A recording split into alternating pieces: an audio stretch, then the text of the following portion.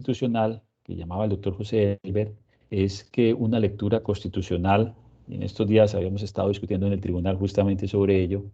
implicaría que la justicia rogada, pues claro, no se aplica a la reparación directa, porque allí se gobierna por el principio de iura no et curia, pero el principio de justicia rogada, en tanto propio de las nulidades y restablecimiento del derecho, significa que este principio puede verse reconvertido, puede verse reducido o flexibilizado cuando estén en juego derechos fundamentales de aplicación inmediata y por lo tanto el juez puede fallar si ya está aprobado sin incurrir, digamos, en un desconocimiento del derecho de defensa, porque así quedó evidenciado. Un ejemplo que se aplica es muy fácil de deducir. Si la administración tenía que adelantar un procedimiento sancionatorio bajo unas reglas y le aplicó un procedimiento totalmente distinto que le impidió afectar su derecho fundamental, y en la demanda pues no se controvertió directamente ese elemento, pero sale de bulto necesariamente de que, caramba, allí prácticamente hicieron un juicio sumario, aunque no se haya señalado ese elemento, sino que se haya discutido la falsa motivación, se haya señalado que no tenía competencia, que los demás cargos, digamos, no prosperaban. Lo cierto es que se puede anular, y por eso la invitación de que la justicia rogada, a pesar de ser una de las categorías importantes en la jurisprudencia colombiana, que ha prestado su utilidad, debe ser revisada a la luz de los principios constitucionales. Yo diría que deberíamos comenzar por el nombre, porque no hay nada más contradictorio que la justicia sea a ruego. No, la justicia no es una dádiva, pero el concepto pues debe ser referido, y ya en esos elementos pues la Corte nos permite que obremos bajo ese aspecto y empezar a caminar a esa flexibilización. Bien, el otro elemento para revisar sobre los asuntos que son sometidos a la jurisdicción contenciosa administrativa, y sé que en el tema procesal pues ya tuvieron una revisión importante, pues es en relación con aquellos temas que resultan de alguna manera con fronteras o con límites bastante difusos, bastante difíciles de discernir, en los que la jurisdicción sería necesario determinar si conoce o no conoce esos temas. Claro, uno puede traer a colación los artículos 104 y 105 que intentan hacer una enunciación de cuáles aspectos corresponden o no corresponden a la jurisdicción de lo contencioso administrativo. Así, por ejemplo, uno dice, bueno, el artículo 104 señala que no serán susceptibles aquellos temas relacionados con las empresas aseguradoras, el sector financiero que sea público, siempre y cuando tengan que ver con el giro normal de sus negocios, asuntos. Claro, está pensada, pero cuando ya la práctica o los casos empiezan a verse, por ejemplo, de qué ocurre frente a, por ejemplo, las pólizas de manejo, qué pasa si se está discutiendo entonces en un proceso de responsabilidad fiscal a una compañía, por ejemplo, la fiduciaria, la previsora, o si se está haciendo o se ha llamado el tema de la responsabilidad de la fiduagraria o los demás, corresponde o no corresponde, porque realmente lo que hacen las compañías de seguros y las fiduciarias, pues las compañías de seguros es todo el tiempo pues expedir y hacer el amparo de esos riesgos, esos contratos de seguros, o administrar patrimonios. Entonces, quiero decir que allí, aunque hay elementos que uno ubica en el artículo 104, pues en realidad es empezar a discutir y a plantear que no quedan muy claros cuando los temas todos, a pesar del esfuerzo, quedaron como excluidos del conocimiento de la jurisdicción de lo contencioso administrativa. Así, por ejemplo, había o hay el debate sobre el tema de cuando demanda la administración su propio acto, en la típica, diría uno, acción de lesividad, pero ¿qué pasa si esa entidad no, no tiene que ver con un trabajador, con un empleado público, sino con un trabajador oficial o con un trabajador particular? De manera que las cosas, aunque están allí en las disposiciones, pues requieren ser siempre interpretadas, y en esa interpretación es donde juega un papel importante los principios para efectos de determinar a qué autoridad corresponde o no conocer de esos asuntos. Incluso tenemos un error en el artículo 101 de la ley 1437 que uno revisa, porque allí quedó una paradójica solución a cuáles temas, cuando la jurisdicción, cuando la administración hace referencia a los temas que podría en un proceso coactivo ser llevados al juez de lo contencioso administrativo. El artículo 101 dice es que los actos administrativos que decidan las excepciones a favor del deudor. Y resulta que allí nos quedó esa disposición absurda, porque si la administración es la que ejerce el cobro coactivo, es la que está buscando que el particular cumpla con las obligaciones, pague y decide las excepciones que plantea el deudor a su favor, pues ahora obligamos al deudor a que demande ese acto. Es decir, aquí quedó mal redactada y desafortunadamente las decisiones de la sección cuarta aún no la han aclarado. Debería entenderse es que cuando no sean favorables al deudor, porque en ese caso, si es favorable, es el para qué va a demandar. Y cuando no son a su favor, pues es cuando surge precisamente esa garantía de que la administración pueda entonces resolver esa controversia con independencia, con autonomía y con imparcialidad, porque ya no es la propia administración la que está ejecutándose y que esas garantías se reducen porque está siendo juez y parte, a cuando corresponde ahora al juez contencioso administrativo, que va a decir, hombre, sí tiene razón las excepciones. Usted propuso la excepción de prescripción, propuso la excepción de pago parcial, de compensación, etcétera, y la está negando, de manera que allí en el artículo 101, realmente cuando dice que solamente serán susceptibles de control judicial, pues no que ha quedado redactado como debiera, y justamente daría lugar a que por esa vía quedaran excluidos de control. De manera que se debe leer en clave constitucional para decir que allí lo que está excluido son los que no resuelvan a favor del deudor, porque los que resuelven a favor de él, pues por obvias razones, no tendría por qué llevarlas ante el juez. Al fin y al cabo, el hecho de que puedan ser llevados ante el juez está construido como una garantía para el ciudadano frente al cobro coactivo. Y en materia de actos ¿Está susceptibles, la norma en que está esa imprecisión? ¿El sí, artículo? el 101, el 101. El 101 tiene esa enorme debilidad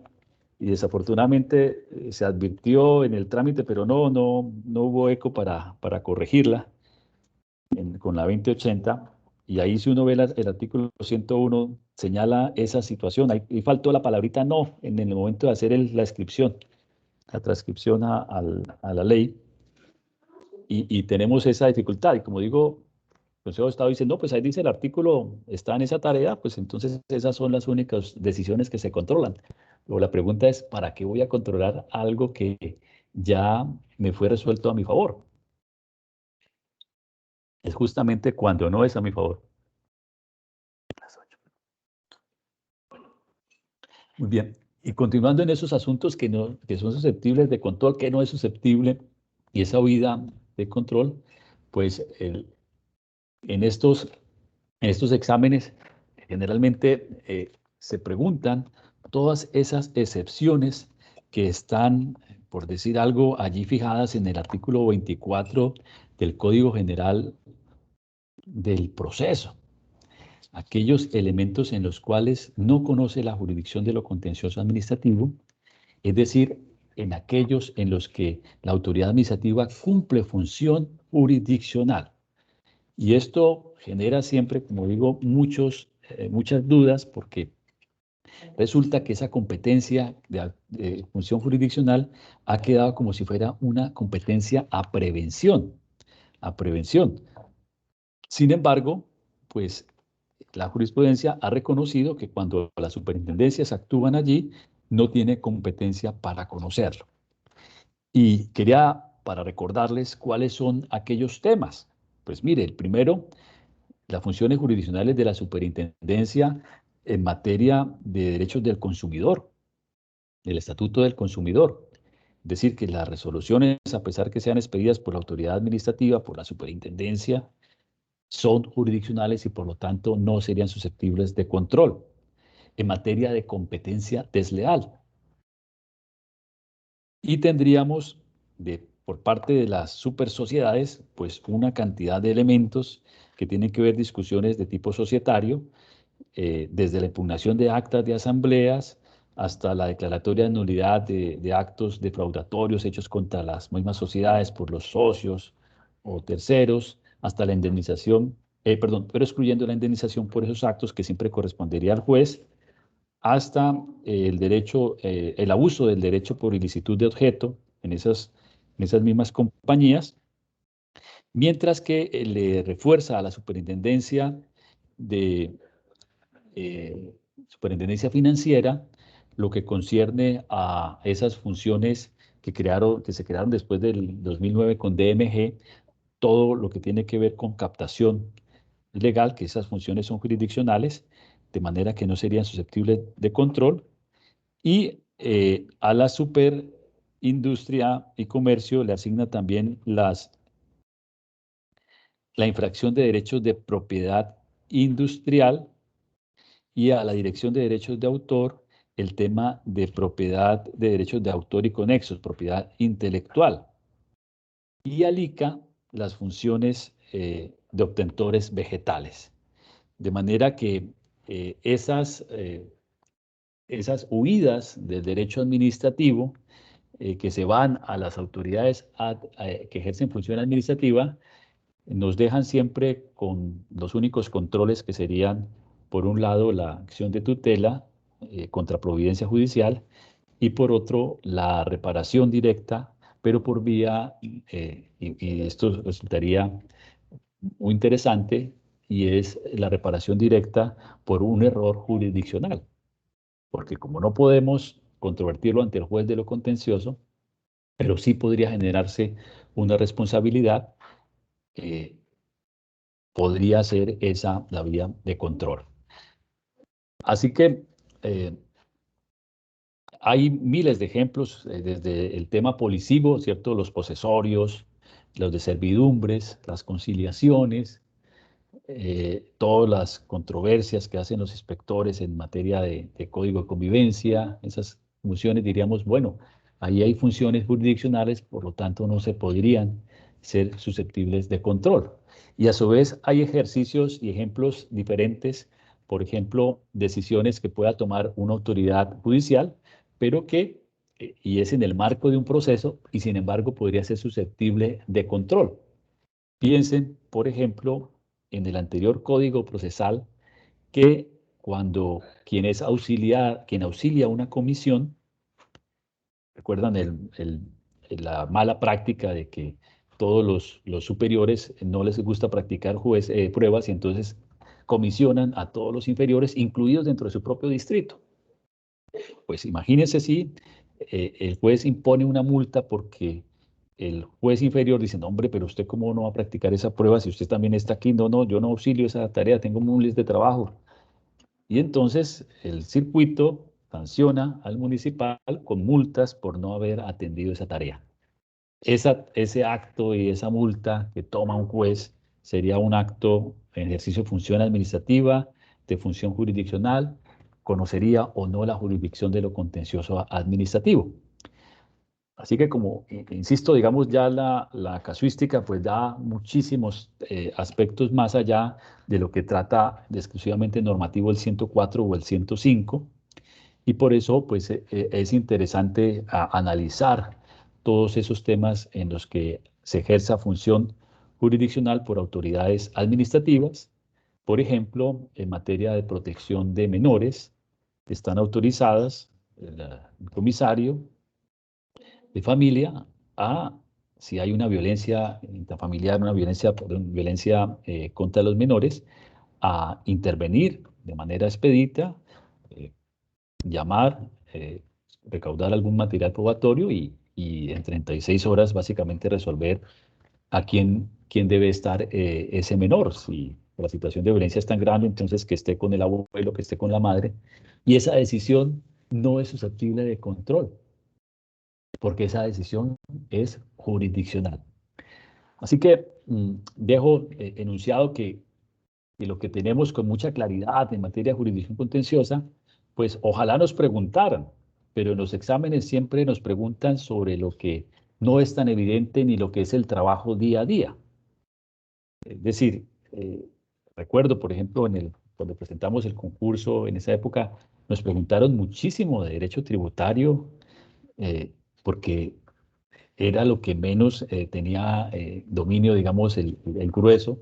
como cuando a las fiscales en el concurso les preguntaron de tutela. Ellos jamás habían hecho tutelas en esos años, estoy hablando por allá en el 2002, y entonces, pues, ellos que le preguntaran de derecho penal y claro, y el sistema acusatorio, pero cuando las preguntas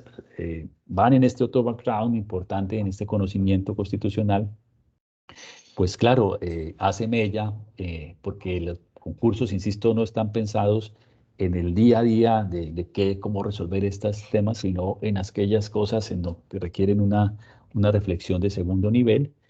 y por eso era importante ver si la jurisdicción contenciosa sigue o no conociendo esos casos. Y eso nos lleva también a revisar algunos otros temas importantes, como la noción de acto administrativo, que para nosotros es fundamental. Trabajamos todo el tiempo con esa categoría, pero que mm, se ha ido ampliando en la medida en que ya no se trata de la discusión de la manifestación, de la voluntad unilateral de la administración, todos los elementos que tenemos convencidos, sino cómo se pasó de tener un control sobre el acto clásico a las diferentes manifestaciones de la administración, a las certificaciones, a los actos de registro, de manera que ha ido ampliándose el foco sobre el cual recae esa control, pero sigue latente una discusión sobre las circulares. El Consejo de Estado y la Ley 1477 dice las circulares de servicio son susceptibles de control y ya no meramente el acto administrativo. Y lo digo porque ese debate resurgió con los controles inmediatos de legalidad sobre si el objeto recae o no sobre los actos administrativos. Resulta que en el control inmediato de legalidad también se señala esa amplitud. No dice los actos administrativos.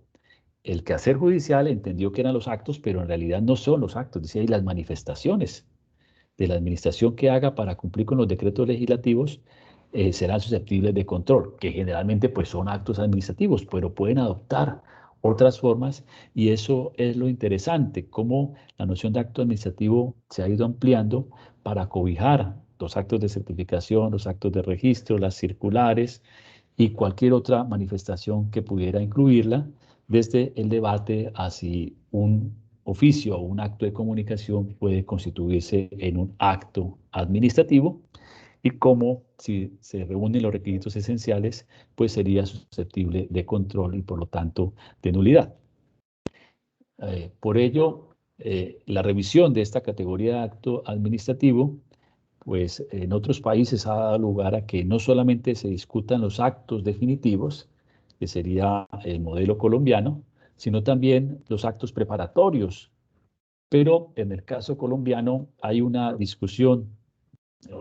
que ha abierto la sección primera del Consejo de Estado, especialmente, en tanto la sección segunda es muy clara en que las medidas cautelares que, por ejemplo, adopta la Procuraduría suspendiendo a un funcionario, no es un acto definitivo y por lo tanto no es susceptible de control, digamos, directo o inmediato, sino que será hasta los actos que definen la situación con los cuales se puede controvertir judicialmente todo el proyecto, incluido las medidas. Sin embargo, hay dos ejemplos en los que parecen unas islas, pero pues dan esa posibilidad, y es que tratándose de medidas cautelares en materia ambiental, pues la sección primera del Consejo de Estado ha dicho que esos actos sí serían susceptibles de control, lo cual pues genera toda una crisis porque realmente, imagínense, lo contradictorio sería que demanden el acto que impone la medida cautelar, por ejemplo, de suspender actividades porque está contaminando, y luego concluya el procedimiento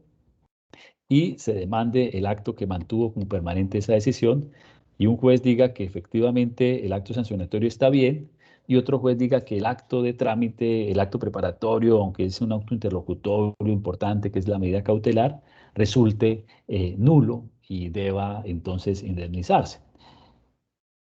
Eh, por lo tanto, pues esta revisión de la noción de acto de trámite y definitivo y de ejecución, pues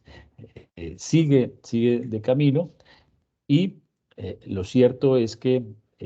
las categorías de los requisitos de existencia, de validez y de eficacia, pues eh, han sido utilizados para discutir el artículo 52. El artículo 52 nos habla del procedimiento administrativo sancionatorio y señala un término de caducidad. Dice el artículo 52 que la administración tiene ahora 3 años para adelantar el procedimiento sancionatorio, 1 año para resolver los recursos, so pena de que haya silencio administrativo positivo, haya pérdida de competencia y haya una eventual falta disciplinaria o una investigación disciplinaria. La Corte moduló esa última parte señalando que realmente pues no era automático esa falta disciplinaria, sino que podría eventualmente y que debería analizarse, pero no jamás que se pudiera considerar como una falta grave. Pero en todo caso tiene esos 3 elementos. Y la discusión sobre los requisitos de existencia, validez y eficacia en el derecho administrativo, que para nosotros resulta también pacífico, y ha resultado tan pacífico que se ha convertido en la moda de negar las pretensiones cuando simplemente discuten problemas de notificación de los actos administrativos, porque se ha dicho, usted está discutiendo la notificación no es un requisito de validez, sino un requisito de eficacia, como es un requisito de eficacia, jamás tiene la virtud de anular un acto administrativo. Pues bien, esa discusión que parecía plausible, pacífica, tranquila, se complica cuando se habla del artículo 52 sobre el contenido y alcance de las decisiones sancionatorias, en la medida en que se discute si la administración, dentro de esos 3 años o de ese otro cuarto año, debe también debe expedir y notificar el acto sancionatorio o concluir todo el procedimiento sancionatorio. Y lo digo porque con el artículo 38 anterior, pues el tema daba lugar a esas diferentes tesis del Consejo de Estado, y paulatinamente se fue acogiendo una sentencia de unificación de la Sala Plena con ponencia de la consejera, eh, ya me recuerdo, Susana Huitrago, en virtud de la cual esos actos administrativos eh, en materia disciplinaria, pues bastaba solamente con expedir y notificar el primero, no el acto que resolviera los recursos, el segundo, o el de la apelación, el tercero, el A1, el A2 y el A3. Y eh, estaba, digamos, en ese estar de que para el tema disciplinario no se aplicaba, y que más bien se aplicaba a la tesis más garantista de que el ciudadano pues no vale tener que se haya proferido un acto si no se ha notificado, si no se entera de la decisión, si no puede ejercer los derechos, que por lo tanto se le exigía esas 3 condiciones, hasta que la sección primera, sin motivación, estableció que acogía que esos parámetros de la sentencia de notificación de la sala plena en materia disciplinaria, pues se le aplicaban también al tema sancionatorio, y a raíz de ello vino una tutela y la Corte Constitucional dijo, pues mire, se está desconociendo el precedente porque la sección primera ya dio validez a esa interpretación de la sentencia con Susana Buitrago de que había que expedir y notificar únicamente el acto sancionatorio 1 y no los demás, y dejó, digamos, como última palabra a la Corte. Y es lo curioso, ya la sección cuarta, luego la sección quinta, todos dijo, no, pues como la Corte dijo que nosotros ya hemos dicho, entonces nos acogemos a la decisión de la Corte, y cambió las posiciones del Consejo de Estado sobre esa materia respecto del artículo 38. Pero resulta que el artículo 52 del CEPACA es diferente del 38 por esos tres contenidos nuevos. Y al tener esos contenidos nuevos, pues no es al mismo tiempo, establece un elemento que es la competencia. Entonces, los requisitos de eficacia, el acto se anula, ya no, por el tema de notificación. Es que usted no vale con expedir el acto, ponerle fecha dentro del tercer año o del cuarto año, si lo va a notificar a los 3, a los 4, a los 6 meses o después. No, usted debe expedirlo porque pierde competencia. De manera que el 52 obligó a repensar esos requisitos de existencia de validez y de eficacia sobre la base de que esa notificación no se trata ahí para efectos de la mera eficacia de comunicarlo, sino del tema de pérdida de competencia, y la pérdida de competencia se hizo un requisito de validez. El otro debate sobre el acto administrativo es sobre la motivación y sobre todo, pues la discusión, esa también la conocen porque tengo aquí expertos en esa materia, del choque entre la Corte Constitucional y el Consejo de Estado sobre los actos discrecionales, en la medida en que la Corte consideraba que había de todas maneras un deber de motivación, y el Consejo de Estado defendía el poder del Ejecutivo de terminar en esos actos discrecionales esos nombramientos, y cómo paulatinamente pues se fue imponiendo la Corte Constitucional por vía de tutelas contra esas providencias judiciales, y al final la sección segunda del Consejo de Estado adoptó un criterio, digamos, un poco intermedio, y se refiere no solamente al deber de motivar los actos administrativos, sino a un estándar mínimo de motivación. Ese estándar mínimo de motivación se refiere a la necesidad de observar el expediente, de observar los actos de calificación de la Junta, en los que puede estar inmersa o explícita la motivación, y por tanto, aunque el acto sea muy lacónico y diga, sí, se llama calificar servicios, se llama acto de retiro, bueno, en realidad esa decisión está sustentada en ese estándar mínimo que sería la decisión de calificación de la Junta, donde valoró todos estos otros elementos. Así que en esa materia, pues la motivación, que era uno de los fuertes de la jurisdicción contencioso administrativo, en la medida en que era uno de los análisis de validez de los actos administrativos, si la motivación era suficiente, si era adecuada, si los correspondían los motivos de hecho y de derecho, pues terminaba siendo separada cuando se hablaba de actos discrecionales, y por eso se ha reconducido y se habla técnicamente de un estándar mínimo de motivación que debe contener la decisión para que no sea arbitraria. Así que aún en esos casos ya el acto no puede ser meramente discrecional, sino que debe tener un estándar mínimo. Y sobre el acto administrativo, pues se genera toda una dificultad sobre las posibilidades que abrió la 1437 de impugnarlos, y por eso tenemos esa multiplicidad de mecanismos de control, en tanto es posible atacar los actos ahora por nulidad de restablecimiento, por acción popular, por vía de acción de grupo, medio de control, de protección de los derechos derogados a un grupo, y eso pues genera diferentes dificultades. Una de ellas es la que se intentó superar al indicar que en la acción popular pues no procedía contra contratos. Pues bien, ya se está abriendo camino una versión de que, como si bien el juez administrativo por vía de acción popular no podría declarar la nulidad del contrato, no quiere decir que no pueda adoptar todas las otras medidas para su discusión o para su corrección, porque se está tratando de proteger la moralidad administrativa o el patrimonio público. Piénsese en actos de corrupción, por ejemplo, la Dirección Nacional de Estupefacientes, que realiza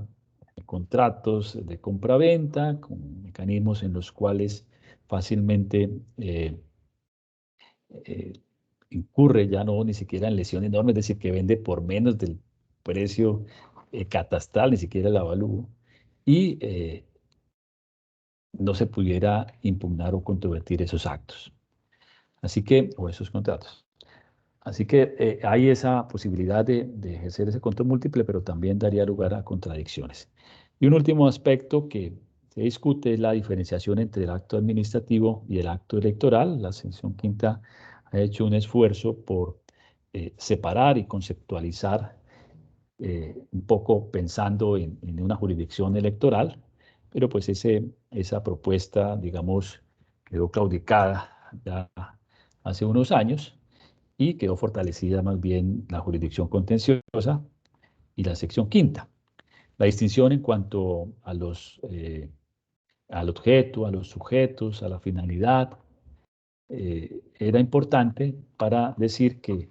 en el acto electoral propiamente, donde hay una manifestación de la voluntad popular y no la voluntad administrativa, pues ese acto debería ser eh, controlado o digamos diferente y no por vía de los elementos de la teoría clásica del acto administrativo, sino también por una jurisdicción especial. Y luego, pues, hecha esa distinción, pues sigue utilizándose para designar ese plus que tiene por representar el interés, o si se quiere, la voluntad del pueblo. Pero genera justamente la contradicción de que el artículo 66 señala que los actos de nombramiento se entienden también que son actos de contenido electoral y por eso son susceptibles de, de control y de anulación por el medio de nulidad electoral.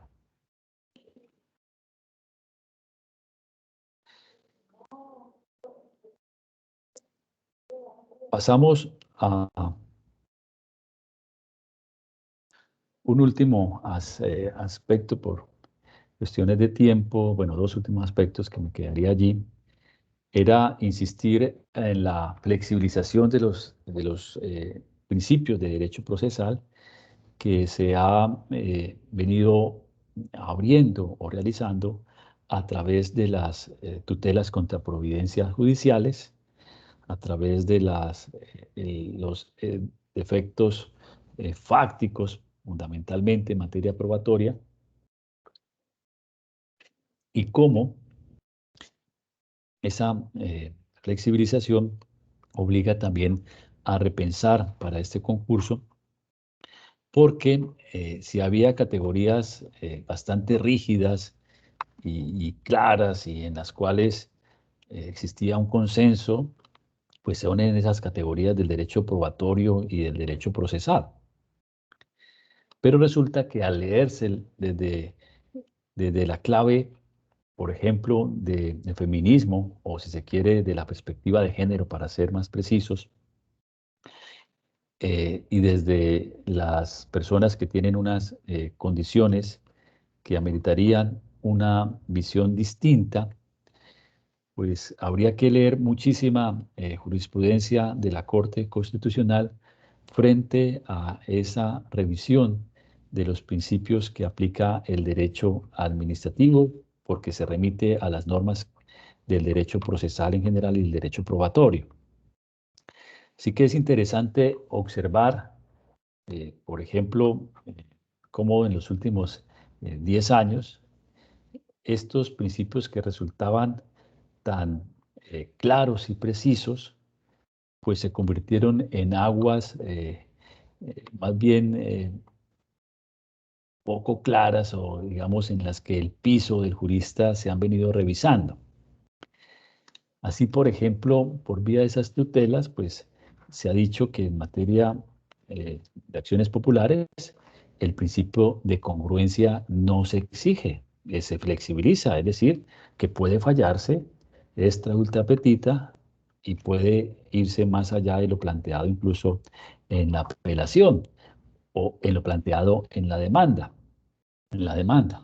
Así que ese principio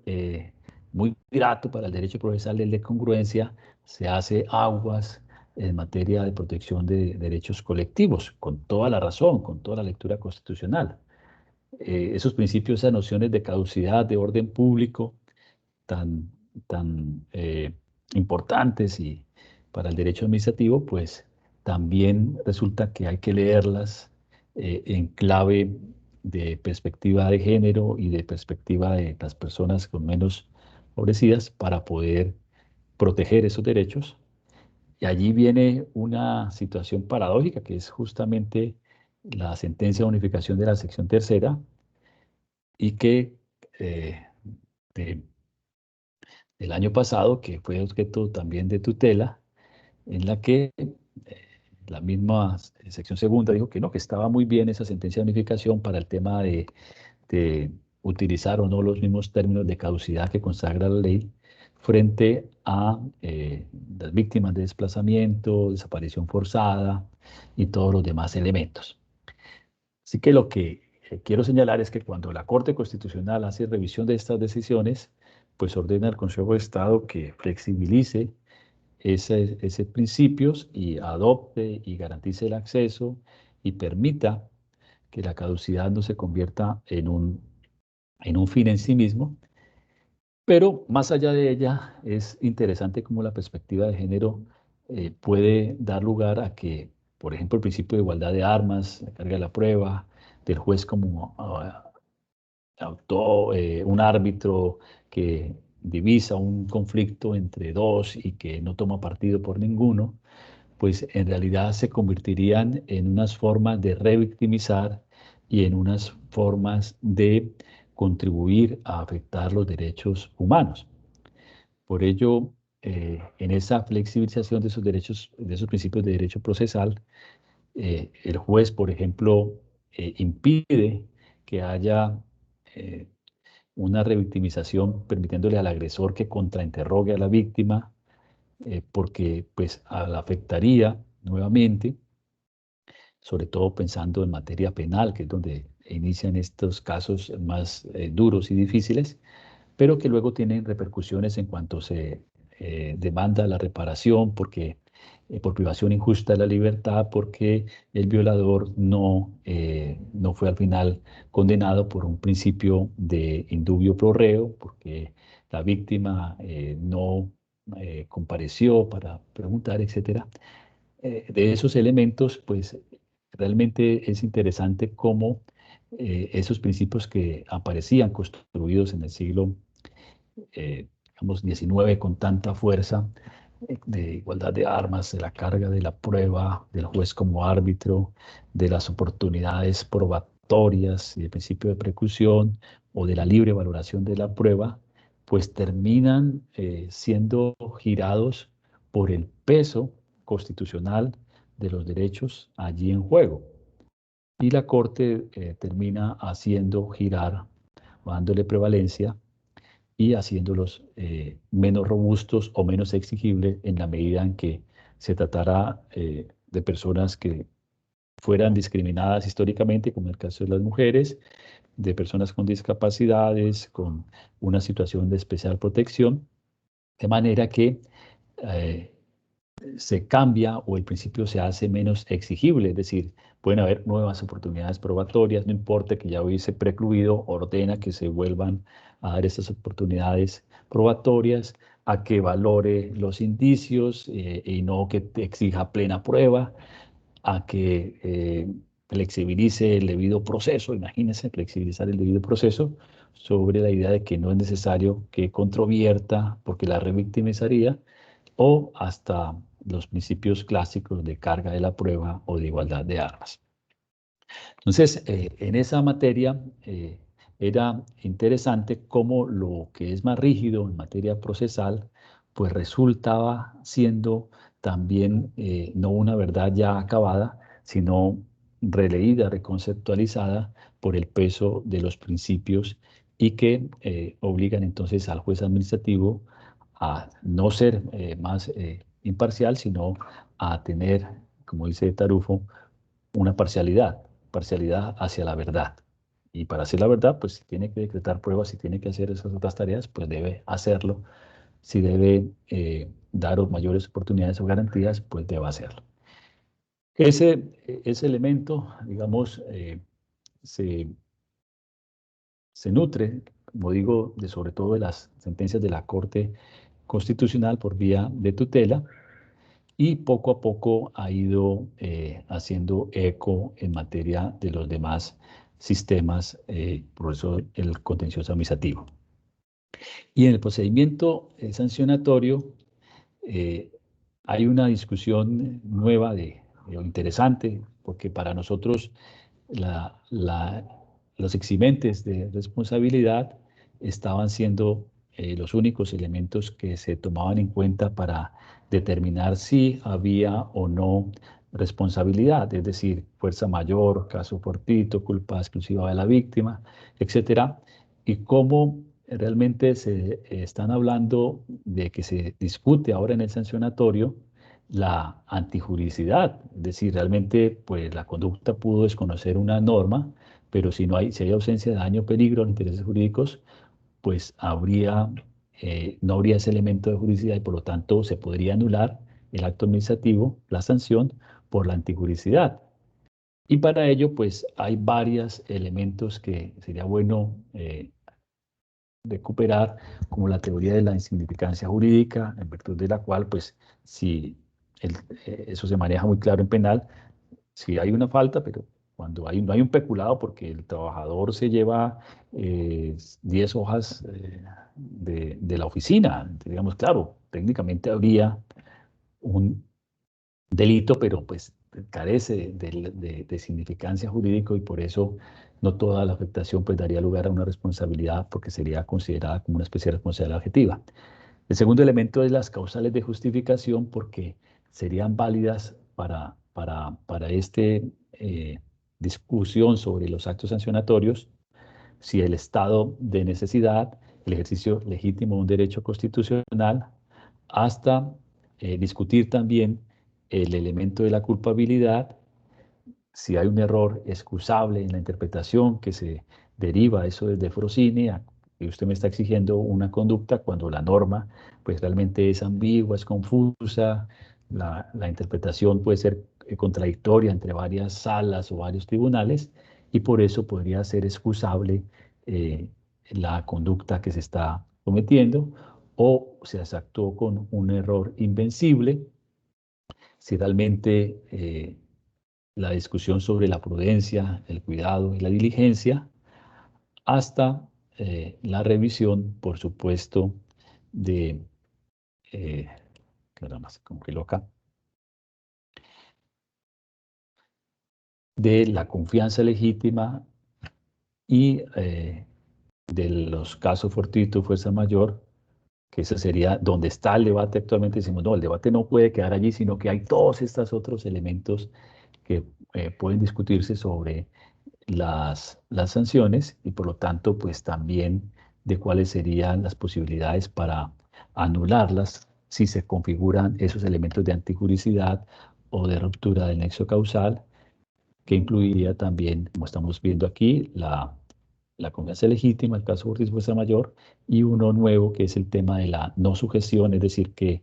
el tema no quedaría cobijado o no sería susceptible para que esa autoridad impusiera una, una sanción, una sanción. Bueno, Y ya ah, volveríamos a la discusión de esos conceptos eh, claves que serían sobre todo los diferentes avances que hay en los medios de control y cómo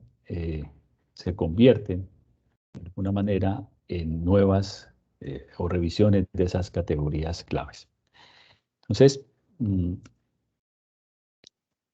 sobre los diferentes medios de control, eh, la, la clave, pues nos tocaría revisar cada uno de ellos, pero vamos a intentar apuntar un elemento muy concreto eh, en materia de observaciones y objeciones a los acuerdos y a las ordenanzas. eh, es importante señalar que allí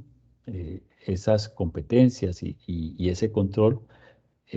puede ser concomitante con las nulidades, de manera que no se excluyen. Segundo, que en esas observaciones y objeciones, pues se aplica fundamentalmente el principio de justicia rogada plenamente porque se asuma a una nulidad, de manera que el objeto de estudio será únicamente a las observaciones u objeciones que haya hecho en su momento el alcalde o el gobernador frente a esas decisiones de los órganos colegiados y tiene el efecto de cosa juzgada, de manera que obligaría a anular o a que no continúe dependiendo si se trata de una objeción o una observación. En materia de recurso de insistencia, el instrumento ha cambiado para hacer un juicio de constitucionalidad en un juicio de mera legalidad. En tanto, lo que se discute no es solamente si hay una reserva que impone la ley, sino si esa reserva es oponible, si esa reserva cumple los estándares constitucionales e interamericanos para que se mantenga en el ordenamiento y si esa reserva también es temporal. Por tanto, no basta constatar si una norma dice que esto está reservado, sino que le corresponde el recurso de insistencia, y es lo interesante de cómo hacer un análisis constitucional para verificar si esa reserva tiene o no fundamento, tiene o no un alcance constitucional, y para eso el juez administrativo pues puede hacer todos los análisis de razonabilidad, de ponderación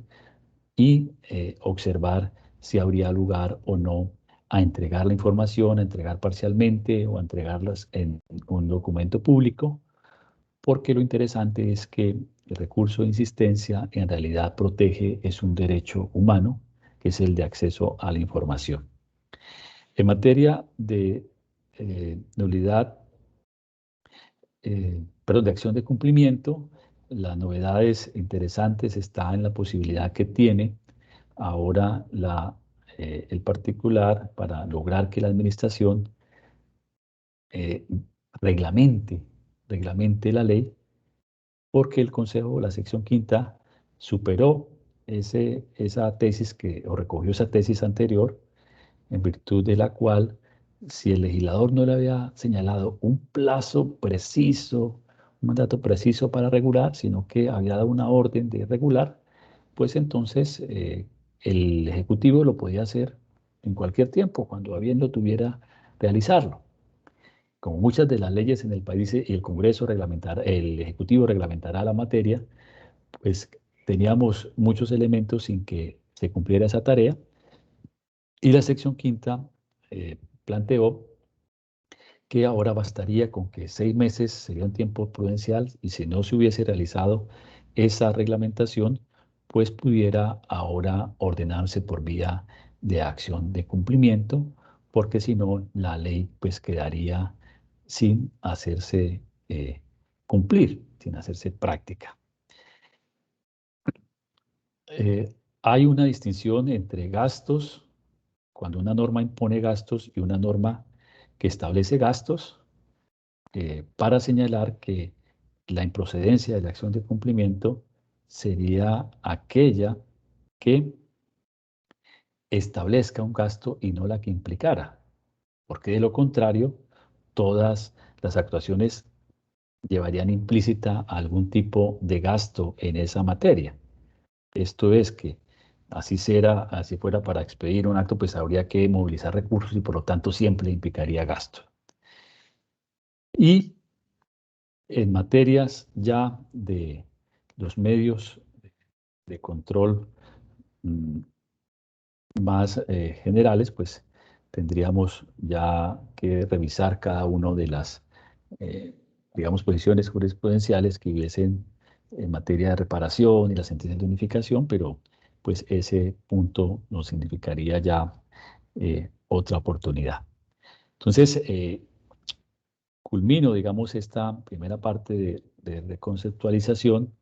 era para señalar básicamente que la categoría de acto administrativo, la categoría de Estado, la categoría que utilizamos frente a cada uno de estos elementos de justicia rogada, hasta los conceptos que referimos de lo que sería controlable o no controlable, pues deben ser revisados y por supuesto ya las únicas recomendaciones que les podría dar de tipo práctico frente a estos exámenes que yo sé que a veces sobran, es la que tienden, por un lado, a que en la revisión de esos exámenes, pues casi siempre uno busca, por un lado, la lectura, digamos, en primer lugar, comprensiva, y esa intuición a veces no perderla. Yo creo que hay una lectura intuitiva importante, porque de resto están los distractores y el resto de elementos que hacen que uno al final termine dudando. Así que esa lectura intuitiva, esa primera comprensión allí, la tienen apuntada y luego la afinan con la segunda relectura. Y dos, pues en esta materia, básicamente, como la situación que le da certeza, pues es sobre todo de tipo normativo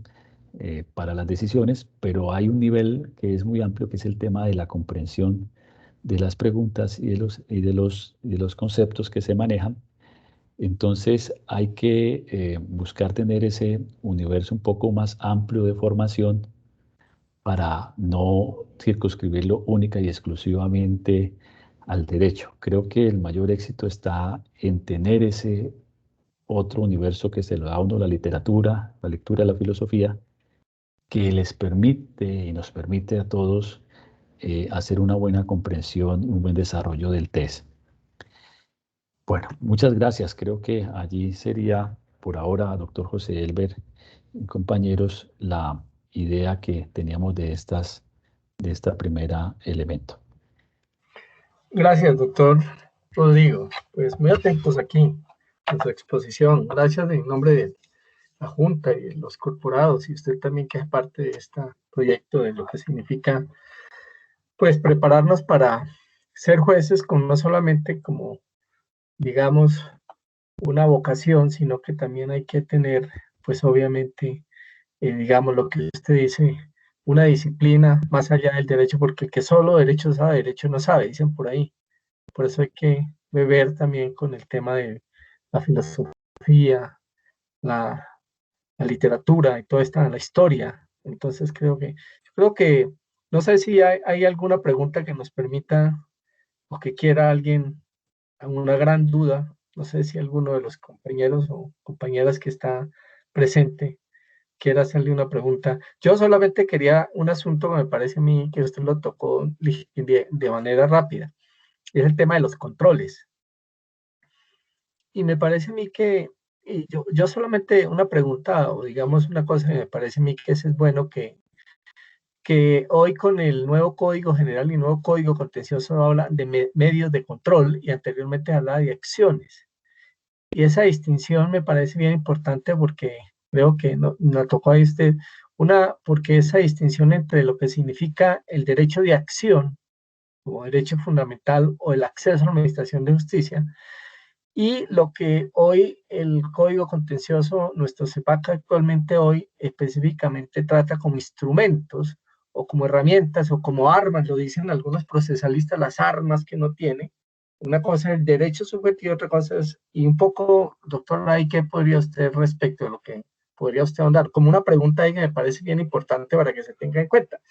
porque hay otro concepto que también, digamos, atraviesa todo el derecho que tiene que ver con el tema de que todo proceso finalmente termina siendo una discusión sobre una lesión a un derecho, una afectación, una amenaza a un derecho que se reclama a través de un mecanismo y se usa el arma, para ponerlo así como general. Un poco de eso quería yo de pronto que de pronto también ellos tengan esa parte importante. Doctor Rodrigo. Sí, muchas gracias, José. Bueno, la distinción sobre los medios y el derecho de acción, en principio, no se reduce únicamente a señalar que el derecho de acción pues, es uno y único y no hay diferentes acciones, sino que eso tiene grandes repercusiones en cuanto al ejercicio y lo estamos viviendo en tanto desde el punto de vista procesal, por ejemplo, pues se permiten esas acumulaciones y ahora mismo lo estamos viviendo ahí en la sección primera, porque los debates empiezan como una nulidad, pero dicen, pero bueno, y si no, pues resuélvame si hay una reparación que yo no tengo por qué asumir. Es decir, como quiera que las acumulaciones de pretensiones son tan básicas, dicen que simplemente que sea por el mismo juez, que sea por el mismo procedimiento, y no se tiene en cuenta para efectos, sino que se puedan presentar como principales y subsidiarias y que no sean contradictorias, pues ahora está convirtiéndose esos procesos, porque así lo ha entendido la sección tercera del Consejo de Estado, que ahora se pueden acumular ya no las pretensiones de los diferentes medios, que sería lo que técnicamente uno diría, bueno, aquí hay una pretensión de reparación, una pretensión de nulidad, una de restablecimiento de estos elementos, sino también ahora prácticamente como que el debate es, mire, resuelva usted esa petición de justicia, y por eso la situación que tú planteas de que el debate es, mire, aquí hay una afectación de derecho, el medio, ¿cuál es el más idóneo? Pues bueno, si él intentó por esta vía, ahora no hay limitación, porque como ahora ya no hay acciones, sino que estaría recobijado dentro de estos medios, pues ya no hay esa incompatibilidad de que usted no puede discutirme ese tema porque ese tema era solo para nulidad, ahora este es el tema solamente para el daño. Creo que se ha abierto y ahí tenemos ese gran reto porque ahora los procesos pues ya no podrían terminar única y exclusivamente con el análisis de legalidad, sino también puede ser que uno diga, no, no hay nulidad, pero hay que reparar un perjuicio porque sean los elementos. Y creo que ahí hay un camino que está por recorrer muy, muy amplio porque eso lograría satisfacer esa necesidad de justicia, esa afectación de esos derechos y el instrumento procesal pues queda que se adapta para resolver ese problema y ya no que se convierta en la limitación, que es un poco el círculo de cómo lo procesal se convierte en una manera de poder resolver los conflictos, pero por la vía técnica, esto es, uno niega pretensiones porque no probó, uno niega porque no demandó en tiempo, uno niega todos esos elementos. Entonces pareciera que esa lectura queda ahora abierta cuando permiten que, por ejemplo, simplemente, y se los coloco así de presente, dicen, mire, pretensiones principales, que me anule, restablezca y me repare los perjuicios con ese acto administrativo. Pero una pretensión subsidiaria, si no se logra demostrar la desviación de poder, tiene usted que repararme el perjuicio que me ocasiona el acto. Entonces, el proceso ahora se convirtió realmente en un debate bastante complejo que no estamos preparados, es lo primero que yo observo, que no estamos preparados porque si un proceso nos costaba resolverlo de esa manera, en unos tiempos, ahora ya no solamente ver los cargos, sino ver todo el debate sobre la reparación, va a hacer que la discusión y el nivel de resolución pues sea mucho más lento para atender todos esos matices. Y respecto de la inquietud de si ese derecho procesal, yo creo que ahí es muy interesante y todos lamentamos la muerte del profesor italiano de Tarufo, porque creo que había avanzado, justamente había movido los cimientos del derecho procesal, parecía una pilatuna enorme, de volver esas categorías al servicio del ciudadano y de los derechos. De manera que por esa vía de una especie de antiprocesalismo, se estaría logrando que esa distancia entre lo sustancial y lo procesal no se mantuviera tan distante. Hay por aquí una inquietud, doctor José Sí. Elber. Ahí, Sí. Roberto, ahí le voy a dar la palabra a Roberto ahora para que usted piense en la siguiente pregunta. Fíjese que a Roberto solamente para esto, fíjese que ahora una clave, como usted le llamó claves a esto, entonces una de las claves es el tema, por ejemplo, la acumulación de pretensiones, fundamental. Nulidad, nulidad y restablecimiento y todo esto que hay, incluso hay un artículo que resolvió todo este debate que resumió que venía la sentencia desde de las finalidades y los motivos, quedó resumido en un artículo. Pero además, acuérdese, solamente complementando, ya le doy Roberto la palabra. El otro es que acuérdate que nosotros tenemos unos medios de control cerrados, ¿cierto? Y entonces entonces, por ejemplo, esa dificultad que tú dices, pues es verdadera, porque a usted le llega, por ejemplo, una reparación, y si no, pues entonces hágalo, si no, hágalo por enriquecimiento sin causa, digamos. Entonces váyase por esa vía. Entonces ahí queda todo. Pero Roberto ahora tiene la palabra y después, y a ver qué Roberto. Gracias, doctor, muy amable. Bueno, para hacer una como recapitulación ahí sencilla sobre lo que se planteó aquí, de lo que estaba hablando aquí de una parcialidad del juez, ¿no? Materialmente, con la nueva concepción que se tiene ahora del derecho procesal derivada de múltiples decisiones de la Corte Constitucional y de las Cortes de cierre, el juez se está convirtiendo en una parte más del proceso. Para donde quiera que el juez tercie, está parcializándose, ¿cierto? El juez tiene que interpretar la demanda de forma tal que la haga producir efectos. El juez tiene que hacer uso de la facultad oficiosa de pruebas para los mismos efectos. Entonces el juez se está convirtiendo en una parte más del proceso, porque o sea, no podemos ponernos una venda y decir que hay muchísimos abogados litigantes que presentan unas demandas desastrosas y que el juez tiene que entrar a acomodarse la demanda. El juez tiene que entrar a litigar, a decretar pruebas de oficio y demás. Entonces, bueno, eso tiene tanto de ancho como de largo y pues tengo mis reparos ahí sobre esa facultad oficiosa del juez y esa interpretación de la demanda en aras de ese acceso efectivo a la administración de justicia, ¿no? Es eso, Doctor, gracias. doctor Roberto, tiene usted la razón por lo siguiente. Uno siente la limitación de que cómo es posible que este colega que vive de eso sigue presentando eso de manera tan vergonzosa y tan mal hecho, pero porque ahí están en juego los derechos. Uno dice, pero es que no ha aprendido todavía a presentar la demanda. Pero el argumento lo responde Michele justamente con lo siguiente. Dice, es que el juez está parcializado. El juez no es imparcial. El juez está parcializado. ¿Por qué? Por la verdad. Lo que necesita probar es la verdad. ¿Qué pasó? Que si él prueba la verdad, pues va a decidir correctamente. Entonces, si para resolver la verdad tiene que decretarle pruebas aquí o tiene que interrogar acá, tiene que hacer estos elementos, ya esa parcialidad de la verdad le permite objetividad. Gracias, doctor. Bueno, ¿alguna otra pregunta? Yo creo que ya hoy viernes 8:20, solo nos resta, doctor Rodrigo, decirle gracias, su generosidad, su claridad, sin duda sus aportes que nos ha dado para este tema de los compañeros y compañeras que los que quieran, queda grabado, está ahí en la corporación, queda grabado para que ustedes puedan entrar, ingresar, nuevamente verlo. El doctor Rodrigo también tiene en el YouTube del tribunal, tiene todo este tema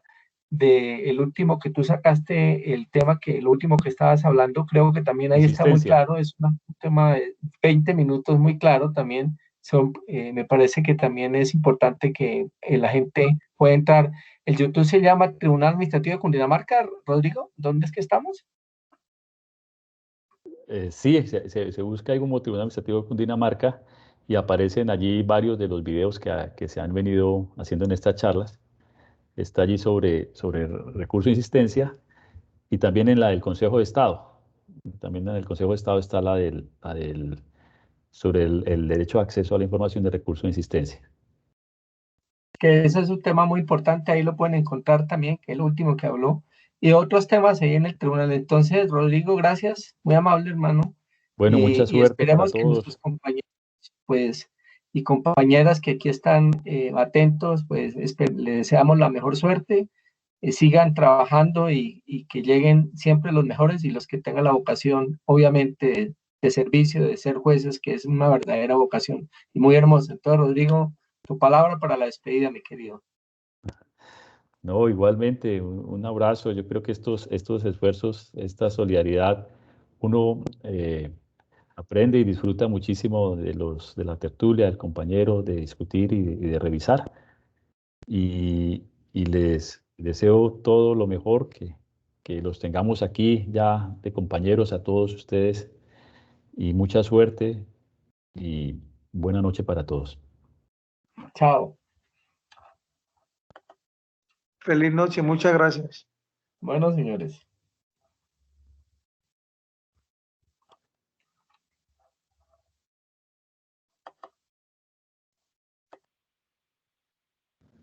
Muy amables, doctores. Una feliz noche para Muy todos y feliz amable. fin de semana. Puente.